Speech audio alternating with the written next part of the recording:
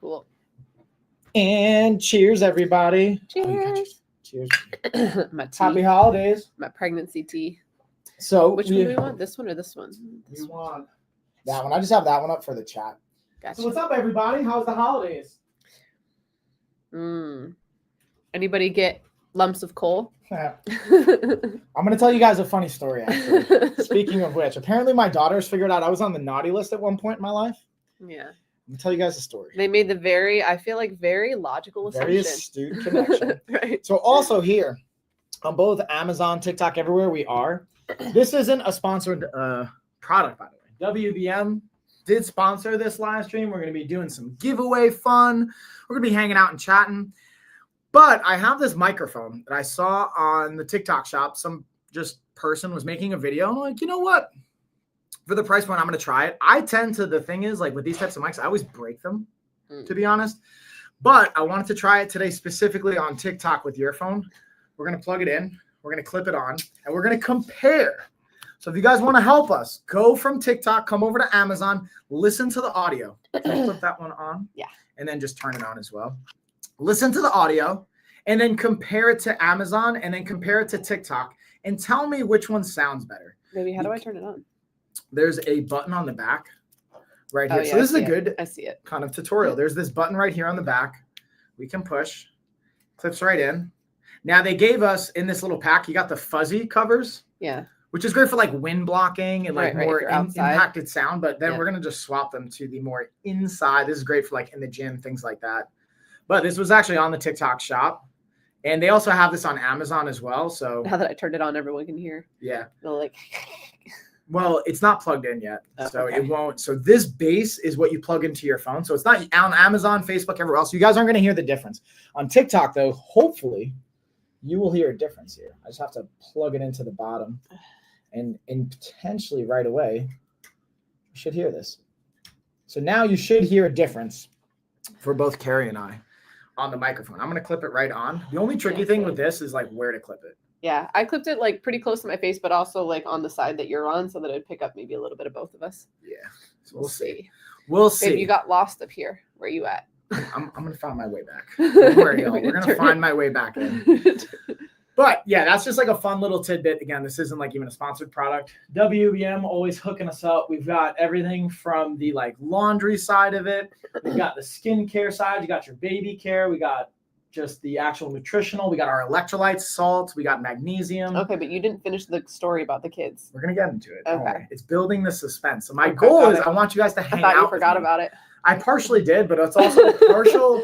Here's the reality, guys. Fun fact with like, if you guys haven't picked up on this, when you watch content, part of the human psychology of it is to get you to want to hang out to the entirety of the content and video.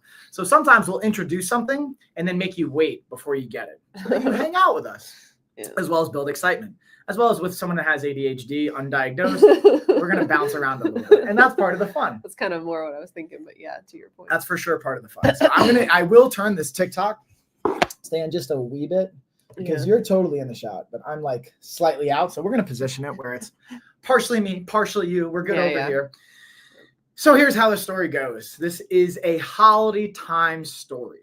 Yeah. Okay. It turned into one. Yeah.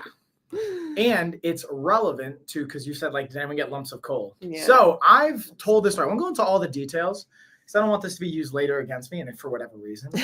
But I had an incident with my brother where I hurt him as siblings hurt one another. And Michael was the older brother. Yes, I still am. I know what you mean. Yes. Me and my brother, I'm the eldest. And all of the cousins and people in my family, I'm the eldest. Yeah. Which probably shows up in a variety of ways, in case you guys are wondering. So I hurt my brother, and I told my daughters this story because they asked me about different times there's been conflict between me and my brother, and I figured I'd tell stories. And I told the story of how I hurt him. They're like, oh, you were totally on the naughty list that year. They didn't say that in that moment, but like this past weekend, we went on a trip to the Great Wolf Lodge, and we had a blast, right? It was an awesome holiday trip. Yeah. But I don't know why. I think when we came back, Yeah, I'm not They sure made how that it connection, right? how it got brought up, but we had a few presents under the tree for them, but we put the majority of the presents out Christmas Eve. But we had a few presents under the tree. We got back on Christmas Eve, so we didn't have all of them out yet. They got to open a couple presents, and we were talking about how there'd be more presents tomorrow. And they were talking about, I don't know, they probably just brought up at some point, like Yeah, the just kids that that got factor. coal, like, that wondering about kids that got coal. And then someone arbitrarily, I'm pretty sure it was Tessa, just said, well, Daddy got coal. Oh yeah, I was on the naughty list. Right, because he was on the naughty list. Oh yeah, that was the thing too. At Great Wolf Lodge, they had a Santa that they got to see, and there was Santa's helpers came around, and they like had a list, and they were asking the kids their names, and they were like, "Oh, you're on the nice list. You're on the nice list." So it created an association for them. Like, okay, some kids are on the naughty list, some kids are on the nice list, and they made the assumption that the altercation that you got into with Stephen when you were kids that year, you were for sure on the naughty list. That definitely put me on the naughty list. Right? Because what did you do? I don't really want to go into the details in a live stream. Okay. However, I definitely... It was quite naughty. It wasn't like an intentional naughty thing. Let's say I was playing darts. Yeah. And I was throwing darts at a dartboard. And my brother was jumping on a bed. And I told him, I was like, hey, man, you're getting pretty close to this dartboard. Don't do that. And he kept jumping on the bed, kept jumping. I was like, hey, man, I'm throwing these darts. I can see what's about to happen. And needless to say, he jumped, but he didn't jump just straight up. He jumped at an angle, went in front of the dartboard. I threw a dart. I hit him with said dart. There's some fictional components allegedly to the story that are maybe something along those lines. But this is more or less the story. Right. So needless to say, that was a pretty naughty thing to do. Blood was shed. Yeah. Like blood was shed. So that was the naughty story. Yeah. And I say all this to say, it's interesting to look at, like, what I want to like invite for you guys is the just mindset of children and the impact those things can have and what they are and are not paying attention to. Yeah. Which is interesting. And they're paying attention, I feel like, to extra stuff around holiday time because they keep getting reminded, like, especially because, there's Elf on the Shelf and like all these things that are holding them accountable. So they're becoming more aware of like my behavior, how it's affecting other people. Like I noticed all of our kids this season, there was an uptick in like, I don't know, maybe I'm not going to say our kids are pretty generous in general. They're pretty good about sharing things, but we always give them the option. We don't tell them that they have to share anything, especially if it's something that's theirs, like their toy or their food or whatever, right? We give them the option, like, hey, if you want to share, if someone's asking and you want to share, you can. If you don't want to share, just say no. That's okay. And we'll back you up. But I did notice that like this December, especially the week or so leading up to Christmas, there was a lot more willingness to share things that maybe normally they wouldn't necessarily share. Just considering like, well, it might give me an extra present or two with Santa so just saying. Right. Santa's looking out. Yeah, it's kind of cute. So with that being said, speaking of looking out, we are doing another giveaway. So you guys can hop in. If you're at TikTok, again, just jump on it. The key thing, no matter where you are, the key to entering the giveaway is you got to enter in on Amazon. So you just jump over to our Amazon link. I have it in my profile. If you guys want me to throw it in the comments, I totally will on TikTok. Everywhere else, you can see it in the description. Hop on over to Amazon, type in giveaway. At some point during this live stream, as long as we have 2 people entered and live with us for the giveaway that want it, we will enter it. And you guys will actually get to pick of the products here. We already gave away our beauty line care. I just have kind of the boxes for display purposes. And then I also communicated with WBM. They're going to be sending us some new stuff here shortly. So I have some new fun things to give away. But honestly, I'm even willing to give away the magnesium oil. I don't really want to. That's like my favorite thing, honestly, of all of this. And we're also moving into a new house. So I'm really excited to try the sports detergent. One of the things I'm going to do is now separate all my jujitsu and sweaty workout stuff completely separate from all the other clothes to really test out this sports laundry detergent. We're going to get our own little sports hamper. Yeah, and really put it to the test. For just the stinky stuff. And I might even do a live stream literally doing laundry. Yeah. And just like let you guys have the experience with me. Which will be fun, and then talk about the benefits of all these things, which I've talked about in past live streams. Because the goal of all these live streams isn't just to have the sponsors talking about their products and plugging it, but I want you guys to walk away with value. So even I was thinking ahead of time, I love AI nowadays, so I'm leveraging ChatGPT. And one of the things I prompted it was like, hey, ChatGPT, what should we talk about? And one of the things they're talking about, not only having our giveaways, we always do, having live Q&A and interactions. So you guys feel free to ask questions on these, but highlighting some of the things, especially around health and wellness. And I'm going to tell you the things that ChatGPT highlighted in the carousel, they specifically recommended we talk about. So the Himalayan salt, Oh, I have right here from Himalayan Chef. We always get down. We have our magnesium oil and spray. I have the oil right here. The spray is actually in the other room because I like keeping it over there where I actually continuously use it. The one thing we don't actually have here is their natural hand soap. We have the baby care line of the body wash, the shampoo, and the conditioner, which is more or less in the same thing. Again, what you're putting on your body, how you're treating your skin. And then the other component that we had was their skincare line, which we did a giveaway on. But one of the other things I wanted to add in substitution to that was the lotion. Their lotion. And I haven't lotioned up today yet, specifically for this live stream. So I'm going to actually pop on over and highlight the lotion because this is probably like outside of the magnesium oil. This is my favorite like product and item that they offer. And I think it's such a great item to have for the holidays, especially as, ooh, this one's unopened. So I don't want to use this one yet. That one we're doing for a giveaway. I always have like an open one I get to use. Yeah. Oh, that one's unopened too. Hopefully that wasn't too loud in the microphone. Now at this point now, since we've done enough live streams, I used every single one. This is the olive oil and shea butter. What's up? Yeah, olive oil. I would say you smell it, but I know you can't smell anything. No, I can't really smell it. As you can all hear, my nose is quite congested. But it's been a congested pregnancy for me. One thing I did want to talk about when it comes to like taking care of ourselves, skincare, the lotion, all of that, was we did go to the Great Wolf Lodge, which has a water park component to an indoor water park, and we were in the chlorine. Yeah, that's one thing we were talking about. This is like the first time you've had to deal with like dried out skin and lips because you didn't even go outside, right? So it's cold for like weather, a couple days, combined with chlorine. Yeah, it's definitely a pretty gnarly combination for, I don't know. I mean, I can't think of anyone who would do that unless they had an indoor pool or like maybe if you have an indoor jacuzzi. That's another time where chlorine will get mixed with the cold. But yeah, it tore my lips up specifically. I mean, my entire body's definitely more dry, but specifically I noticed it like in my lips and my face and in the congestion. The congestion that I had was, I mean, I've kind of had congestion since the second trimester hit. Like pregnancy rhinitis apparently is a thing that I've heard from other people, and I just recently looked it up.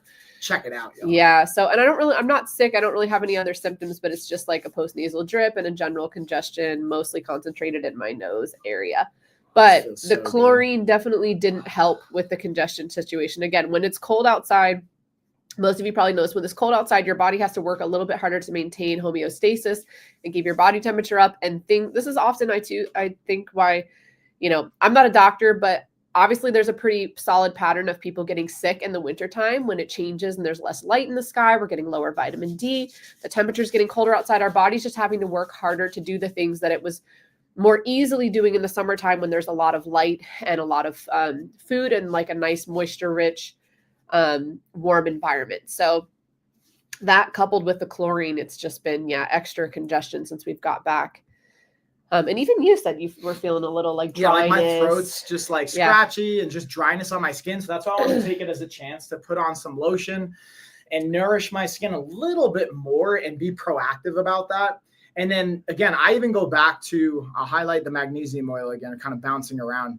One thing that I found really effective for the girls is we'll do the magnesium oil in the evening time to help them relax, as well as just like from a nervous system perspective. But the cool thing is, again, our body is going to absorb things through our skin, that transdermal effect through the skin being absorbed into our bloodstream. It's going to be faster than orally ingesting it. Yeah. So being able to put it on the skin, which is, again, an organ, right? So our body's absorbing it and being able to help transition. And versus melatonin, which I've used melatonin for myself and for the kids before. I'm not a huge fan of being too reliant on that because of some of the impacts on circadian rhythm, potential nightmares, a lot of things. And also building a tolerance to them. But magnesium is one that you're less of a tolerance issue.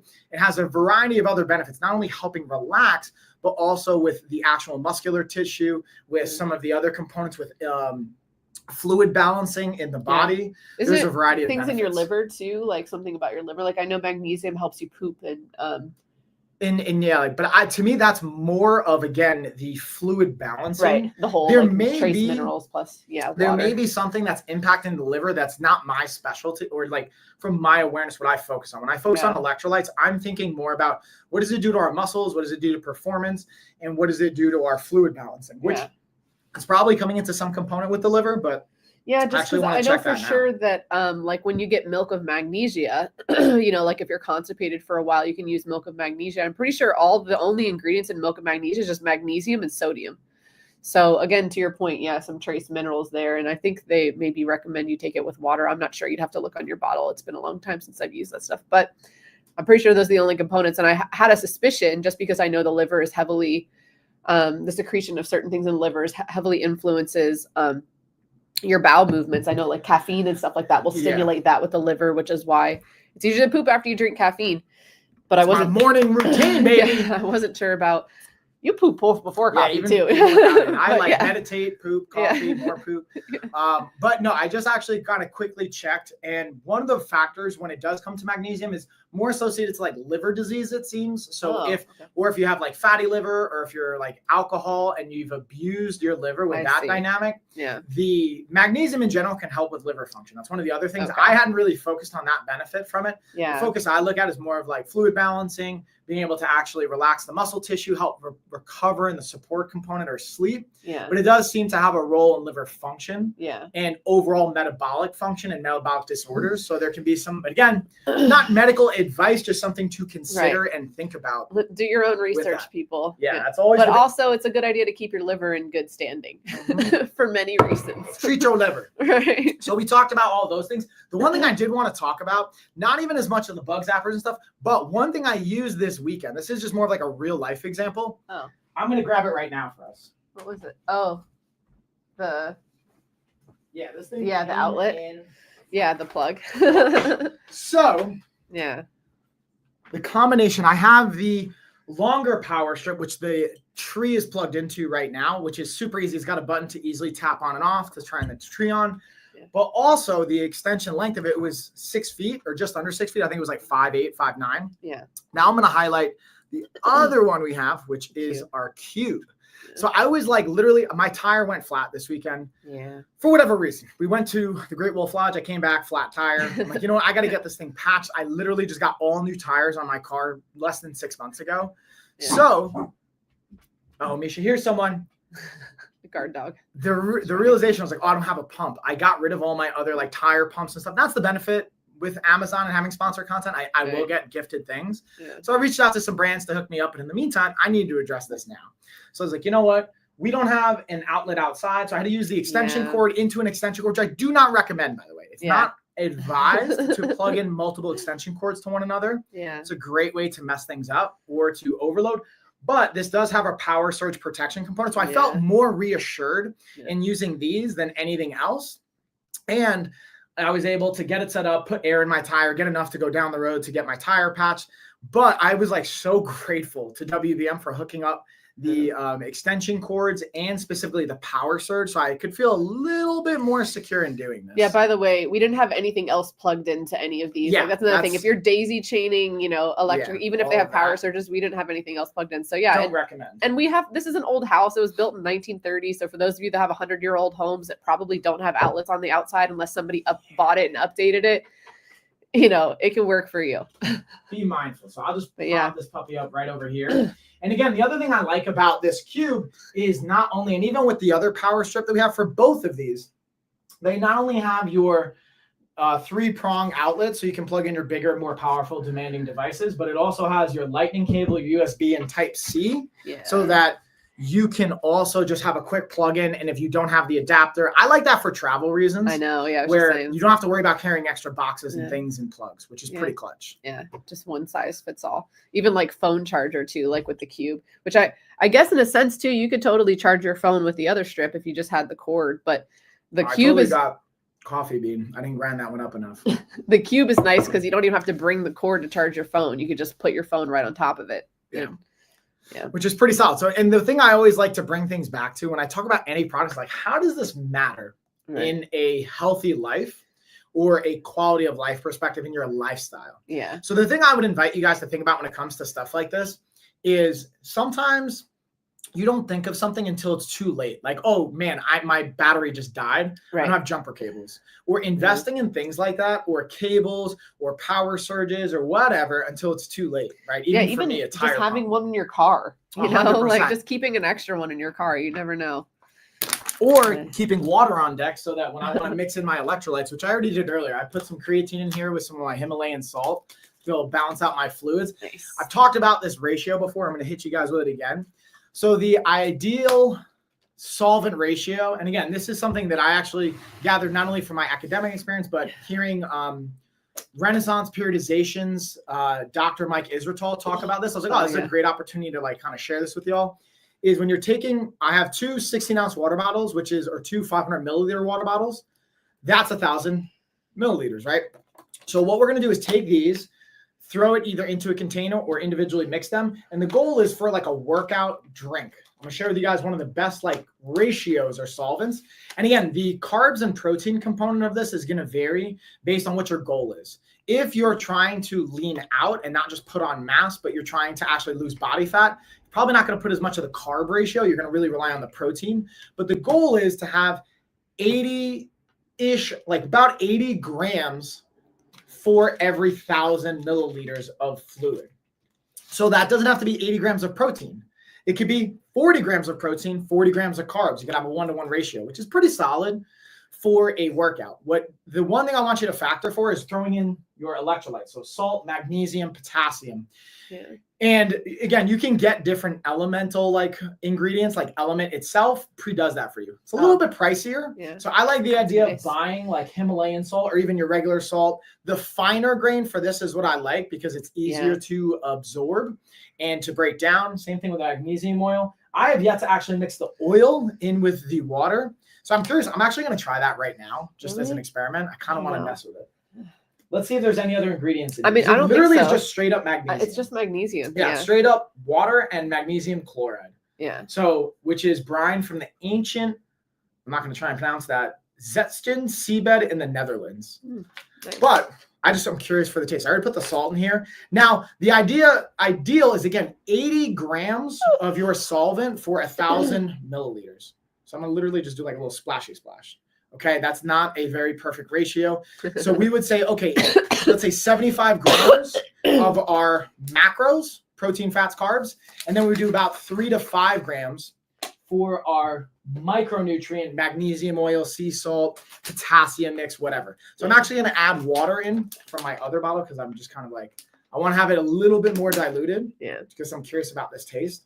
And in 5 minutes, I may have to run to the bathroom because of how potent the magnesium may or may not be.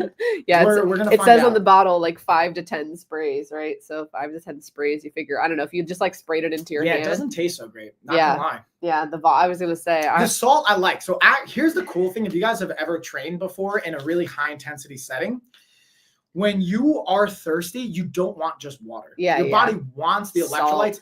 Lost. Salt is usually when you have the right mixture of salt, it's like so replenishing. But if you go too hard with the salt, it's a huge turnoff. Yeah. Now, because I'm also not sweating super hard, that's probably a factor.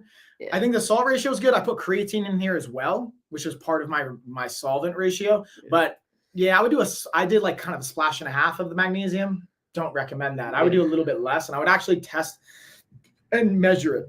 Yeah. Instead of just do it to the eye, because this is like you could get like 1/8 of a teaspoon maybe or something like that, like a tiny little teaspoon. That's actually not as poured back in there. It's all right, you know. But I hopefully added some value for you guys when we're talking about this stuff in that ratio. Yeah, being able to add the electrolytes. Try this out, or you can spend a lot more money and go get whatever branded drink of like electrolyte and performance and blah, blah, blah. But as we've talked about before, the more you can make it yourself, the more control you have. And especially if you're dependent on it and drinking it every day. It's A, more cost effective, and B, it's going to allow you to have a kind of deeper understanding of what's going into your body and more control. More control. If you like control, not everyone's the same size too. Like someone like me, 125 pounds, unpregnant, compared to someone like him who runs at like 195. That's a pretty substantial difference. If I'm drinking a bottle of Gatorade and he's drinking a bottle of Gatorade, our bodies aren't necessarily both getting the exact perfect ratio. Exactly. So. And it's like watering it down, knowing that. And that's like the thing. If you think about things like Gatorade or like Prime is a big one nowadays, they're meant for a very niche audience. Yeah. It's advertised to everybody or to athletes, but like, even like, for example, golf is an athlete or a sport, and you can be an athlete in golf versus boxing. And they're both athletes, and they're both sports, and they're both athletes in those sports. But the electrolyte demand, the liquid demand, the energetic demand is drastically different. So just to say, hey, here's a bottle of this thing that's been pre-made for you is not really the move. Now, if you don't care about your performance, all right, cool. Right. But I would say if you do care about how you feel, starting to make your own and proportioning it or creating a ratio to your body size. Yeah. Even though the one I gave, 1,000 milliliters to a solvent, is still the ideal ratio for your body and your blood, but you can mix and match the protein, the carbs, and the electrolytes based on your size. Yeah. That's like a big factor as well. Yeah, the size, the weight. Although thinking about golf, man, I mean, like some of those guys, you know, in the dead summer of freaking Florida, that's wearing all those clothes, you don't have to move around. You could do nothing but breathe, and you're going to be sweating like a banshee. That's a good point too.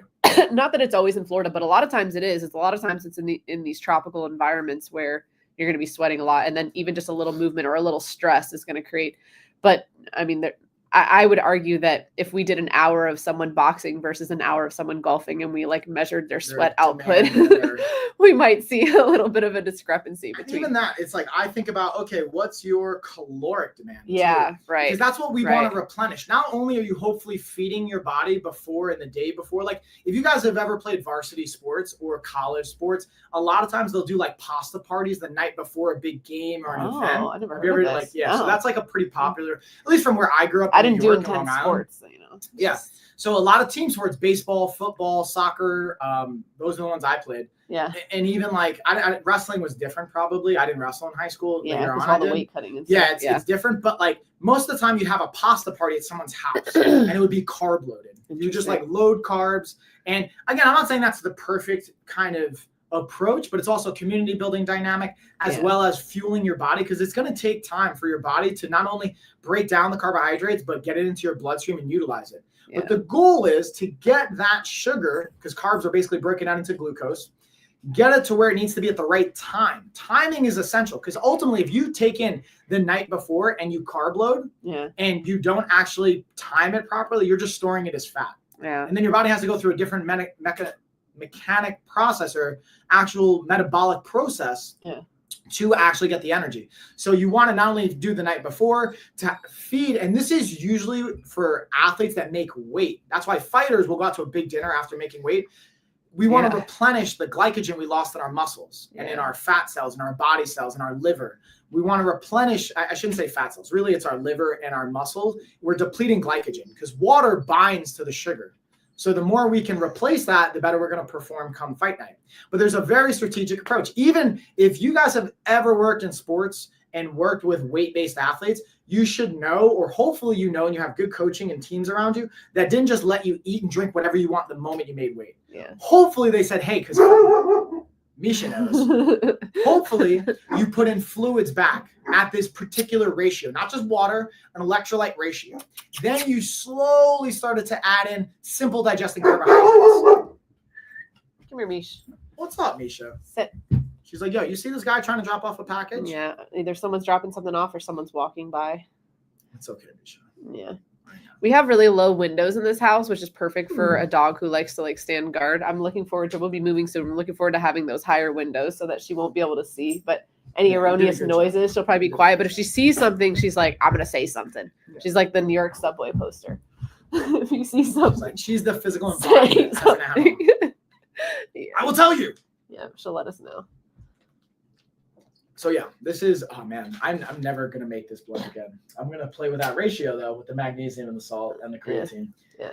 I don't recommend using the amount of magnesium oil I did. Appreciate you taking one for the team, babe, with that science experiment. You guys are welcome. Don't do that. Now, if you want to put it on your skin, that's probably the better way to do it, which is what it's intended for. Yes. And we'll see by the end of this live stream if I'm throwing up or going to the bathroom. Or have an extreme headache. We're aware. Yeah. Or I have, exactly, an extreme headache, which may be from the actual amount that I use. But I'm looking at it just to see if there's anything. So again, I'm going to pause to see if you guys got questions. I'm just going to go through the carousel now and highlight the different products we have from like even like our electric bug zappers, all of our beauty line. If you guys want to do a giveaway, totally down to do a giveaway as well. But I really just wanted to like check in with you guys be able to share what's going down. And with the holiday season upon us, see if you guys need some like gift ideas, or New Year's is what, in 3 days? Yeah. So we are in that New 4 Year's days. resolution time, which I'll be honest, this is the first year I've even like made some effort to like bring on new clients during this time of year, but most of the time I avoid training with new people this time of year or taking on new contracts. I actually took on a new contract like literally last week. I just signed it and hopefully taking another contract next week. But I always find it interesting, the energy around this and then how quickly it dissipates. Yeah. Like the statistical likelihood February, March, of you sticking to your New Year's resolution is less than 10%. Just statistics. You know what I think about is interesting about that though, like just from an Ayurvedic, more of yogic perspective, is that we have the New Year starting at January, right, which is in the dead of winter. Now, traditionally, as far as like the energies are concerned, fire, water, air, and earth, wintertime is a time of going inward, not expending too much energy, not making any huge changes. It's a time of kind of like repose and meditation and like kind of sticking to like your regular structure, but like taking more time to sit with yourself, sit with your psyche, your subconscious. I mean, the days are shorter, right? The light is shorter. So it's inviting almost this kind of like nighttime inner reflection. And then come time of March, when it starts noticeably getting lighter out, the days are longer, and you're starting to see buds on the trees, that's traditionally, from an energetic perspective, the new year. Yeah, the new year is really more around like March, springtime. And I think what I've noticed too is like my general rhythm is that by the time March, April comes around, I usually have a huge surge in energy. It's when I usually start a lot of new projects, or I'll engage in a new job or make big changes in my life. And then by the time summer rolls around, there's an overabundance of energy and you're kind of in the flow of whatever you started in spring. So I look at the statistics, because you're not wrong. And I'm like, maybe some of that is just like, you know, obviously we have intentions for ourselves, but like the action and the changes that are going to have to be made as a result of setting those intentions is a different thing altogether. But I wonder sometimes if we almost shifted the idea of like, in wintertime, hunker down and then make your New Year's resolution and start implementing that in March, if we would see different numbers. I've wondered that for many years. Yeah, I mean, maybe that, I'm sure that probably plays a role too. But what I like studying goal setting, goal management, all of those dynamics, what tends to happen is the kind of piggybacking of like excitement of the new year and in an idealistic perspective, right, and not really like thinking about the longevity of it, like the fact that we actual only set changes. like the to me, like I'm not saying there's anything wrong with setting a goal for like a year, for example. That can be a great thing. But interestingly, like actually someone I refer to quite a bit, one of my friends made a post about how like he has 2 successful businesses, runs Road Combat Club, runs a construction company now here in town. And he made a post on like goal setting. He's done SMART goals, smarter goals, and enhanced it. And he's like, literally every goal I've ever set, I've not hit. Yeah. And which is interesting, doesn't mean that don't set goals. Right. But it's like, okay, but I thought it was an interesting perspective too, of like, I set goals to challenge myself, to go for something that feels just past possible, like this. And again, when I've done goal setting or goal management presentations around this time of year for some of the public speaking events that I do, we talk about this Goldilocks zone of setting a goal, where it's, you don't want it to be too hard where it's impossible. You don't want it to be too easy where it's, what's the point? It's the sweet spot of like, it's challenging, it's exciting, it still feels attainable, but as long as you're not putting too much attachment or weight to like, hey, I'm a failure if I don't reach that. But what's interesting is he made the post of like, hard is the goal. Yeah. Which I think is a very masculine and like Americanized process, which I don't even know if I agree with anymore. Yeah. And I like love the post, and I think it's a great concept. But it's something I've been personally working on with one of my own clients and an acupuncturist I work with, someone I really respect. And we've talked about, it's like, does it have to always be hard? Does it have to always be a struggle? Does it always have to be a grind? Or can it be somewhat seamless? Can it be somewhat effortless? Can it be somewhat like, I'm not really forcing myself anymore? Yeah. I mean, I have different feelings on that, because hard is so relative too. Like for some people, relaxing to like 2 days a week, having 2 days a week where you have like an hour of relaxation is really hard. It's just seriously a challenge.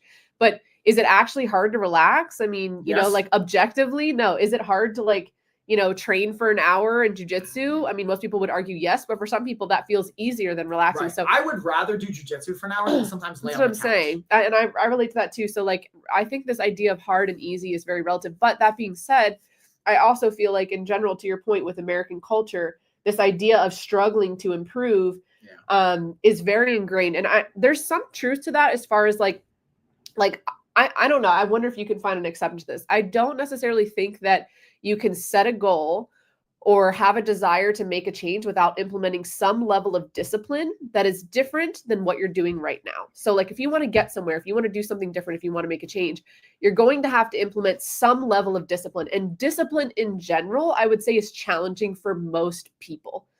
Some people maybe find it easier than others, but just having discipline, having to do something every day is a challenge. Even if it's something small, like 5 minutes a day, like meditating 5 minutes a day, that requires discipline, and that is challenging because days will come where you don't feel like doing that. We talked a lot about this in our goal live stream, but in general, I would say that part of it, the having to commit to having a discipline that's different than what you're doing right now, is the harder part. But outside of that, because you could even say, oh, I want to relax once a week. Well, you have to have the discipline to every Friday at 6:00, turn your phone off, whatever, like still requires discipline.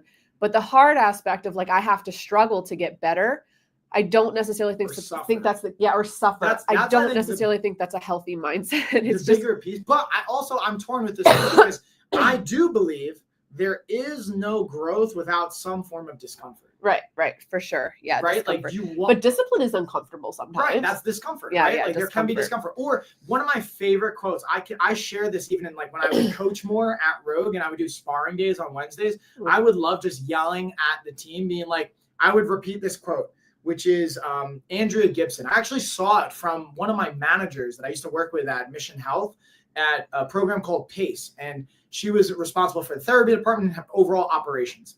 She had this quote on the wall I'd never heard of before. It's, I asked the sun, what was the Big Bang like? And the sun said, it hurts to become. Right. So the becoming and the growth can be uncomfortable and it can hurt to some degree. Yeah. And it's such a great quote. It's by Andrea Gibson. If you guys haven't seen it, if you're a client of mine, you've 100% seen it.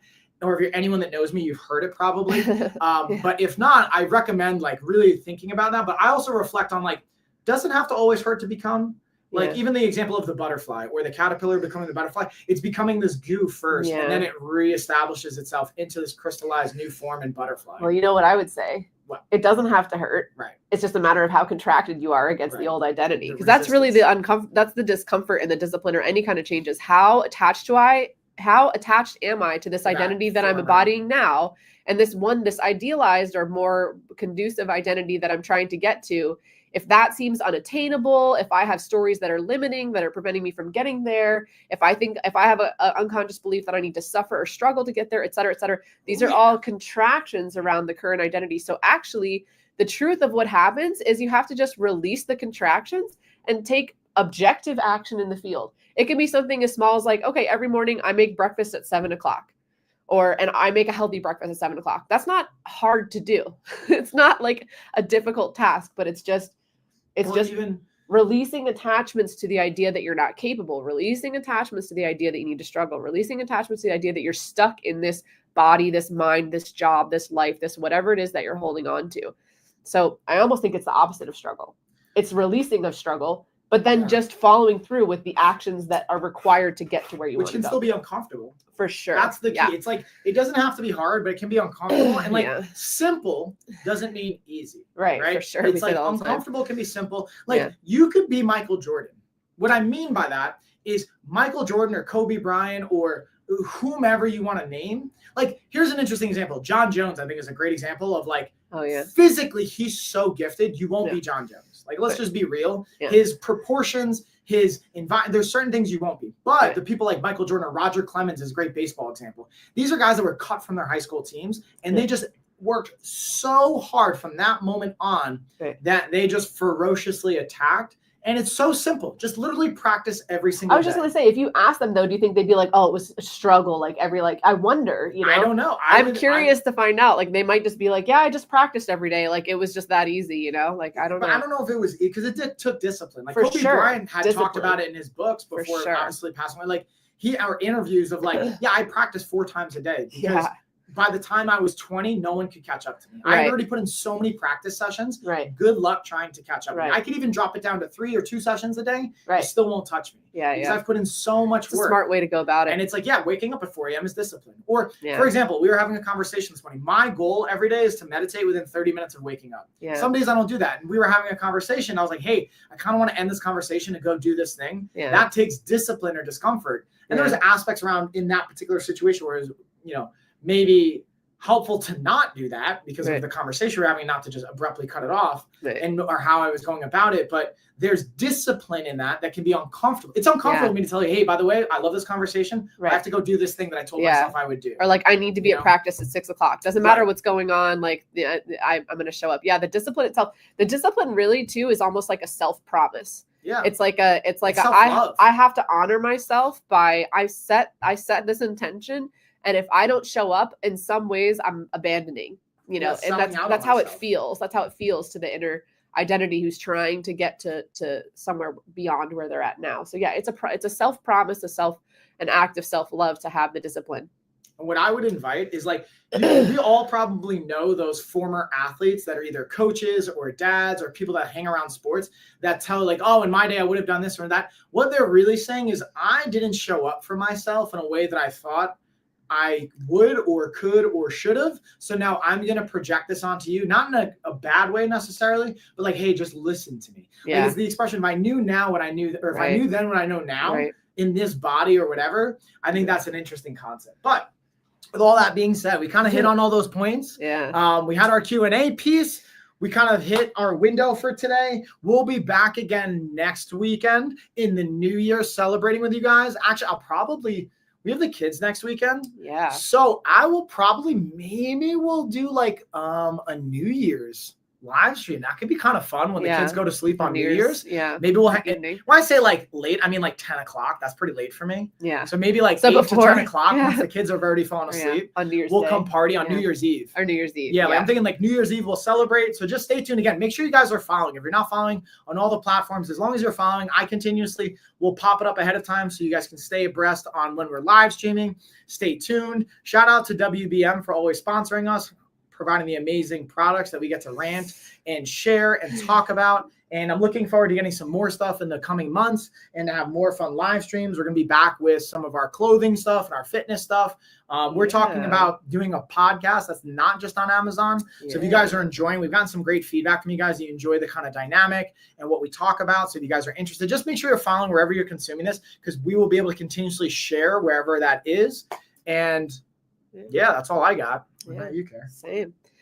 Time for me to blow my nose. Sign off. Cheers. And again, I didn't like vomit or have a headache or that's good. Ish my pants. So I think that's good. Yeah. Cheers. Cheers, y'all. Bye. Bye.